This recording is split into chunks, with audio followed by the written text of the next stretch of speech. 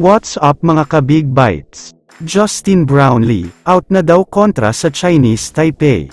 Pero bago ka sana magpatuloy sa panunood ay huwag mong kalimutang mag-subscribe sa aking YouTube channel. Ngayong linggo, February 25 ay sasabak na naman ulit ang Gilas Pilipinas, at gaganapin na ang second game ngayong first FIBA window, mamayang 7:30 ng gabi gaganapin ang matinding laban na ito.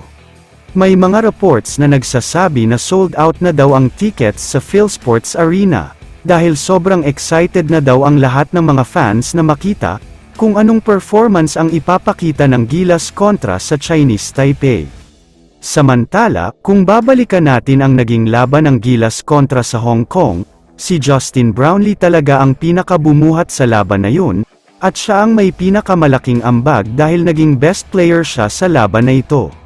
Umiskor lang naman kasi siya ng 16 points, may 7 rebounds at 7 assists, pero ang pinakamalaking factor dito ay ang efficiency rating niya, dahil siya ang may pinakamataas na efficiency rating sa lahat ng mga players.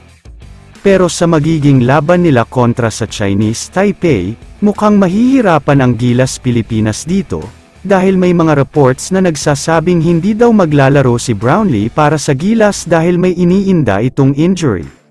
Ang injury nga na tinutukoy ng mga source ay yung latest injury niya noong nagkaroon siya ng suspension.